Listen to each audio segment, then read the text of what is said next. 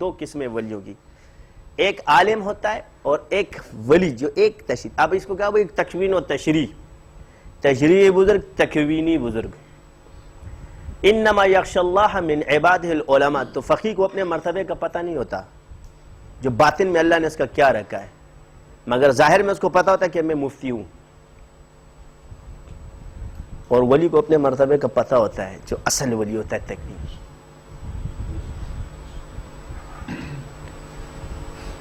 سمجھے؟ اس استاذ استادانو تم پتہ نہیں غریبان تے کم مولے میں کون سا ابدال کاغذی ہوں یا وہ. تو کاغذی ابدال کو پتہ نہیں ہوتا کہ میں کس عہدے پر ہوتا ہوں. جو اصل ابدال ہوتا ہے اس کو پتہ ہوتا ہے. کیا اصل ابدال کو پتہ ہوتا ہے کہ میں ابدال ہوں، میں دال نہیں ہوں. وہ اپنے آپ کو دال سمجھتا ہے، ہوتا ابدال ہے. اور ادھر وہ اپنے آپ کو ابدال کہتے ہیں مگر ہوتے دال ہے. جن کو تم لوگ ابدال کہتے ہو وہ دال ہے، اور جو اصل ابدال ہوتا ہے وہ دال بن کے پھرتا ہے، اور جو دال ہوتا ہے وہ مرغا بن کے پھرتا ہے. اگر اسپنی اسپنی کپڑے چاہیے ٹھیک ہے، سنت ہے، مگر اس کا یہ مطلب نہیں کہ اس کو فرض بنا لو. تو جو نہیں کا زوائد کو فرض بنانا، یہ تاکید کرنا اور اس پر کراہت کرنا کہ ہر کپڑا حضور سے پہننا ثابت ہے، ہر رنگ کا. رنگ برنگی کپڑے حضور نے پہنے، تم نے اگر کراہت کی تو یہ کراہت دین میں آئے گا. سفید کا فرمایا پسند کیا ہے، اس کا یہ مطلب نہیں کہ تم اور مت پہنو. تو یہ سفید کپڑے کا کیوں کہ سفید کپڑے پہ داغ جلدی نظر آتا ہے، تو صفائی اور نفاست کا خیال جلدی رکھے گا. یہ باقی اس طرح کے کپڑے پہنے گا تو ذرا رنگین منگین رہے گا تو 2-3 دن بعد نہ آئے گا. سفید پہ داغ لگے گا تو جلدی نہ آئے گا. تو اس اصطلاحات کو جب ہم لوگوں نے چھوڑا اور ان طریقوں کو چھوڑا تو ہمارے اندر آج کمیاں شاہد ہے. اب آ جاؤ کہ ائمہ نے کیا کہ نہیں کیا. جاؤ شیخ شہاب الدین سہروردی کے امام ہیں، چلہ کشی کے بارے میں کیا فرماتے ہیں. ہمارے ہاں ہمارے اکابرین نے جس چیز کو کہا متعین تاریخ کے اندر کسی ذکر کو کرنا، مثال کے طور پہ میلاد منانا، یہ تمام چیزیں، عرس منانا، اس پر حضرت گنگوئی کا فتویٰ ہے. یہ لا الہ الا اس پر فتویٰ نہیں ہے. جا کے فتاوی رشیدیہ اچھی طرح سے پڑھ لو تاکہ تمہارے دماغ میں آ جائے دیوبندی ہو، تم دیوبندی ہو یا نجدی ہو یہ تمہیں پتہ چل جائے گا. علماء نجد نے اس کا انکار کیا ہے، علماء دیوبند نے اس کا انکار نہیں کیا ہے. علماء نجد نے اس کو بدعت لکھا ہے، علماء دیوبند نے اس کو بدعت نہیں لکھا ہے، بلکہ انہوں نے اس کو نص قطعی قرار دیا ہے صوفیہ کے طریقوں کو، کہ اس کا اشارہ نص قطعی سے ملتا ہے. اور اس میں یہی لکھا ہے، رہبانیت کی دلیل بھی لی ہے، سب کچھ وہی لکھا ہے جو آپ لوگ کرتے ہو. پورا کا پورا سوال موجود ہے اس کے اندر.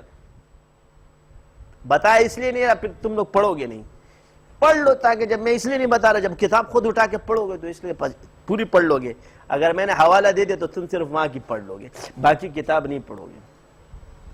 اور اس سے مجھے بھی ثواب مل جائے گا کہ میری نیت یہ ہے کہ تم پوری کتاب پڑھو، کیونکہ پوری کتاب جب تم پڑھو گے تو تم پھر اس مسئلے پر بھی آؤ گے کہ جو میں ابھی بیان کر رہا ہوں کہ زید کہتا ہے کہ اس طرح جو ذکر احادیث سے ثابت ہے اس کے پڑھنے کا ثواب کم ہے، اور جو صوفیہ کا طریقہ ہے عمر کہتا ہے اس کا ثواب زیادہ ہے. تشریح تو میں نے پہلے کر دی، چلو میں تمہیں حوالہ بھی دیتا ہوں. تو اس میں زید صحیح کہتا ہے یا عمر صحیح کہتا ہے؟ حضرت فرماتے ہیں عمر صحیح کہتا ہے، مگر یہ جواب قرطاسی نہیں. فقیر اس کو سمجھانے سے عاجز ہے اور تم سمجھنے سے قاصر ہو. فقیر تمہیں سمجھانے سے عاجز ہے اور تم سمجھنے سے قاصر. تم سمجھو گے نہیں یہ باتیں، کیونکہ یہ کتاب یہ جواب قرطاسی نہیں ہے. تم ہر چیز کو کاغذ میں ڈھونڈنا چاہتے ہو. یہ ہمارے حضرت بھی فرما رہے ہیں، یہ وہ ہمارے بڑے حضرت ہیں، یہ بھی ہمارے حضرت والا ہے. باقی صرف وہ ہمارے حضرت والا نہیں ہے، یہ بھی ہمارے حضرت والا ہے. بڑے حضرت والا یہی ہے.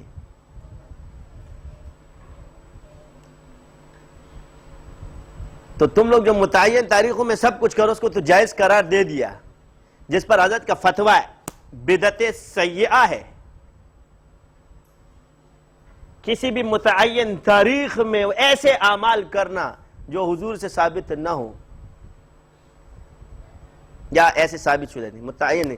ذکر رسول مستحب ہے مگر متعین تاریخ کرنے میں بدعت سیئہ ہے۔ اب جب حضور کا ذکر بدعت ہے تو تمہارا کہاں سے آئے گا؟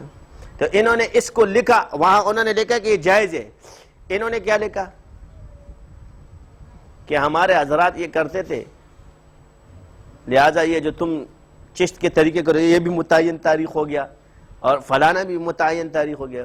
جواب یہ دیتا ہوں کہ یہ مباح ہے، ادھر ذکر رسول نص میں مستحب ہے، لہٰذا اس کو کرنے کے لیے متعین تاریخ پیچھے جو ہے نا وہ نص مستحب فرض نہیں ہے، اور یہاں اصلاح فرض عین ہے، علم حاصل کرنا فرض کفایہ میں آتا ہے، اور اگر نہ بھی ہوتا پھر فرض عین آئے گا، جب وہ فرض میں جائے گا تو فرض عین آ جائے گا۔ اب ادھر وہ ناسخ اور منسوخ دوسرا مسئلہ سنو۔ بخاری میں ہے کہ آپ کوئی مسلمان اگر حضور نے فرمایا اگر آپ اپنے مسلمان بھائی کو نفع پہنچے تو پہنچاؤ، ٹھیک ہے؟ کدھر گئی ہو کتاب؟ ابھی بتا رہا ہوں۔ اس پر اب حوالہ لکھ رہے ہیں۔ اب اس میں فقہ کے اصول میں کون سا حکم منسوخ ہوگا اور کون سا ناسخ ہوگا، ادھر ناسخ اور منسوخ کے اصول آ گئے۔ اس حدیث کی تشریح میں لکھتے ہیں احمد علی لاہوری رحمۃ اللہ علیہ فرماتے ہیں، احمد علی لاہوری،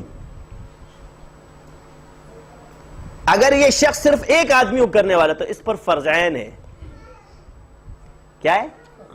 اگر پوری دنیا میں وہ آدمی ایک کرنے والا ہوگا تو اس پر کیا کہلایا جائے گا؟ فرض عین ہے۔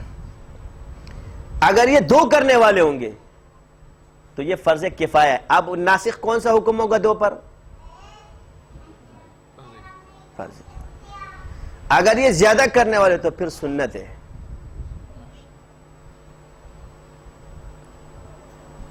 اب ایک دلیل سے ایک حدیث سے فقہ کے کتنے مسائل نکلے؟ تو اگر تم کتنے بھی منسوخ کر لو سنت پھر آگے کہانی رک گئی۔ سنت سے اب تم منسوخ نہیں کر سکتے اس کو۔ فرض سے منسوخ ہوا کفایہ پہ آ گیا، کفایہ سے منسوخ ہوا سنت پر آ گیا، اب سنت سے تم منسوخ کر کے دکھاؤ نا۔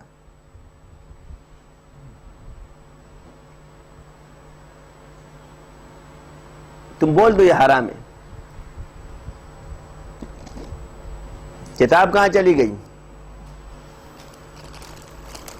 یہ وسائے انبیاء اور اولیاء کا انسائکلوپیڈیا، مولانا مفتی سمین اشرف قاسمی صاحب نے کتاب لکھی ہے، خلیفہ حضرت مولانا شاہ کی محمد اختر صاحب کے، یہ حضرت نے لکھی ہے کتاب۔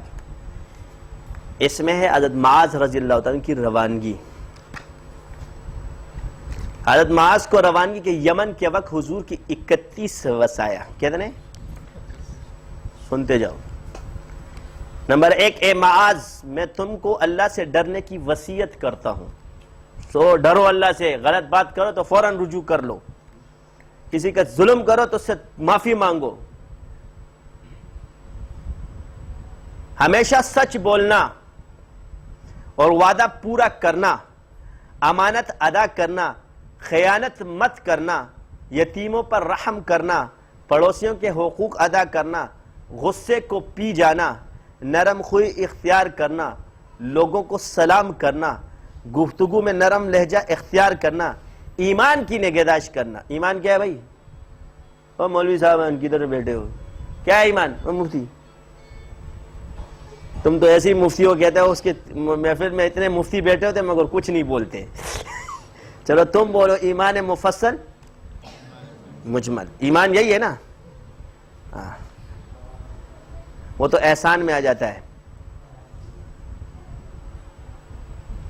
اچھا جی، ابھی آگے کیا ہے؟ ایمان کی نگاہ قرآن کریم میں تفکف یعنی تدبر اختیار کرنا، آخرت کی محبت دل میں جمانا، حساب آخرت سے ہمیشہ لرزاں اور ترساں رہنا، دنیاوی امیدیں کم رکھنا، اچھے اعمال بجا لانا۔ اور میں تم کو اس سے روکتا ہوں کہ تم کسی مسلمان کو گالی دو یا کسی سچے کو جھوٹا کہو یا کسی جھوٹے کی تصدیق کرو، امام عادل کی نافرمانی کرو۔ صحیح ہے؟ اے معاذ اللہ کا ذکر ہر شجر اور حجر کے پاس کیا کرو. کون کرتا ہے اس وقت؟ کون سا سلسلہ کرتا ہے؟ چلو سب کرتے سب ہے، چلو، لیکن یہ زیادہ کرتے ہیں. یہ بولا کر، ہم لوگ کثرت ذکر کرتے ہیں، باقی بھی کرتے ہیں. یعنی ذکر ہر شجر اور حجر، یعنی پتھر اور اس کے سامنے بھی کرنا. یعنی جب شجر اور حجر نہ چھوڑے، تم انسانوں پر اعتراض کرتے ہو، باقی باتیں بعد میں کریں گے. اور ہر گناہ کے صدور کے وقت فوراً توبہ کر لیا کرو. مخفی گناہ کی توبہ بھی خفیہ کرنا، اور اعلانیہ گناہ کی توبہ بھی اعلانیہ کرنا. یہ حضرت معاذ کو نصیحت ہے. ہاں، ایک روایت میں کہ آپ نے فرمایا، اے معاذ میں تم کو شفیق اور مشفق بھائی کی طرح وصیت کرتا ہوں کہ اللہ کے خوف کو دیدہ باطن میں بسانا، مریض کی تیمارداری، مریض اور بیمار کی مریض اور بیمار کی عیادت اور تیمارداری کرنا، ضعیف اور کمزور لوگوں کی ضرورت کو جلد سے جلد پورا کرنا، فقراء اور مساکین کے ساتھ بیٹھنا، لوگوں کے ساتھ انصاف کا معاملہ رکھنا اور حق بات ہی زیر زبان لانا، اللہ کے معاملے میں کسی ملامت کرنے والے کی ملامت کی پرواہ نہ کرنا. اگر اب ہم بولتے ہیں کہ جی اگر گناہ ہو جائے تو توبہ کرو، تو کہتا ہے مریدوں کو بولتا ہے کہ توبہ کر لیا کرو. اب یہ کس نے فرمایا ہے؟ تم صحابہ سے زیادہ محفوظ ہو.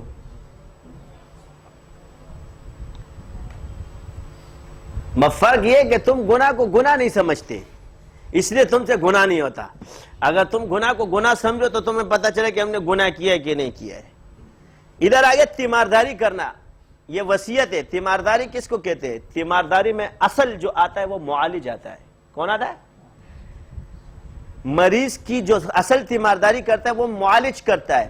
معالج نمبر 1 تیماردار ہے، اور جو ساتھ رہتا ہے وہ نمبر 2 ہے، اور جو پوچھنے کے لیے عادت ہے اس کو عیادت کہتے ہیں. اور کمزور ہے مریض، اس کی ضرورت کو جلد سے جلد پورا کرنا. تو اب اگر ایک بیمار آدمی کمزور ہو گیا،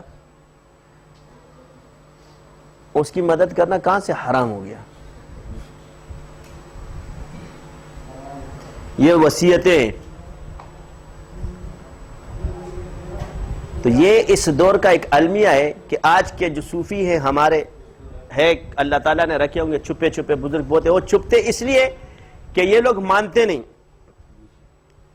اس لیے انہوں نے اپنی ہر چیز کو خفیہ رکھ کر کے، اپنے بعض لوگوں کی عادت ہوتی کہ اپنے چھپا کے ظاہر نہیں کرتے. یہ ان کا مانگا، مگر مجھے جو اللہ نے دیا ہے اس کو میں پھیلاؤں گا. اس علم کا میں کیا کروں جو میں سینے میں لے کے چلا جاؤں، جس سے میں کسی مسلمان کو نہ بچا سکا. وہ میرے لیے ایسے ہی ہے، صرف اپنی جنت کمانے کے لیے بیٹھا ہوں گے.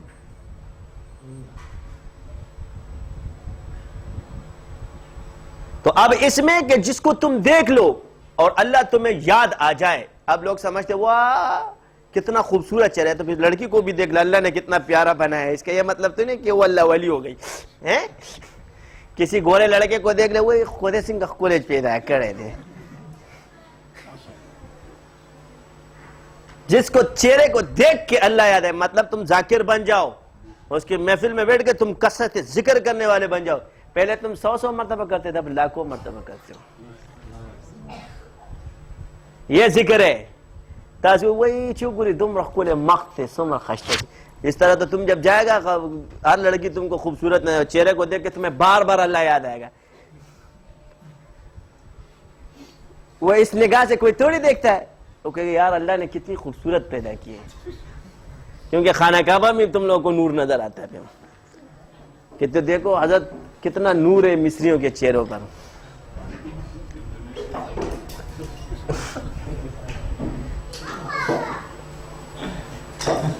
وہ ایک تھا، وہ کہتے ہیں وہ لڑکی سے آگے پیچھے جا رہا تھا. بہرحال کسی بزرگ کا ہوگا تو کبھی آگے تو کبھی پیچھے. اللہ کی کسی بھی تخلیق کو دیکھ کر ہو جاتا ہے، کیونکہ عورت نگاہ یہ نہیں کہوں کہ اس کو بھائی اس کی نیت پر، یہ نیت کے فیصلے ہم نہیں کر سکتے، اس کی کیا نیت ہے، ہو گیا ہوگا. تو وہ جب اس لڑکی کو دیکھا تو کبھی آگے تو کبھی پیچھے، کبھی کسی نے کہا لا بھائی کیوں کیا دیکھ رہے ہو؟ کہا نہ تیری شکل سے غرض نہ تیری صورت سے غرض، نہ تیری شکل سے غرض نہ تیری صورت سے غرض، میں تو بس دیکھ رہا ہوں مصور کا یہ شاہکار. مگر یہ تم لوگوں کی نظر نہیں ہے. ایک بندے نے مجھے شعر سنایا کہ رحمان بابا نے کہا وہ چپ نظر کی دے ابنی و رحمانہ کل مختب کدو کی گناہ نشتہ. میں نے کہا پہلے رحمان بابا بن جا پھر تیرے پہ فٹ آئے گا. یہ رحمان بابا کے لیے، تیرے لیے نہیں. اس نے کہا ہے رحمانہ، تو رحمان ہے ابھی، تو ابھی رحمان بابا نہیں بنا ہے. تمخ کے عبد الرحمان بابا جوڑ سے بیا بخبریں کہو. تو مسئلہ یہ کہ اگر بزرگ نے دعویٰ فرمایا کہ میرے اندر یہ چیز نہیں ہے تو پھر سب کہتے ہیں میرے اندر بھی نہیں ہے. اگر حضرت نے فرمایا مجھ پہ جادو اثر نہیں کر سکتا تو آج کل کا چماٹا بھی اٹھے گا میرے پہ جادو اثر نہیں کر. وہ حضرت کی کرامت تھی.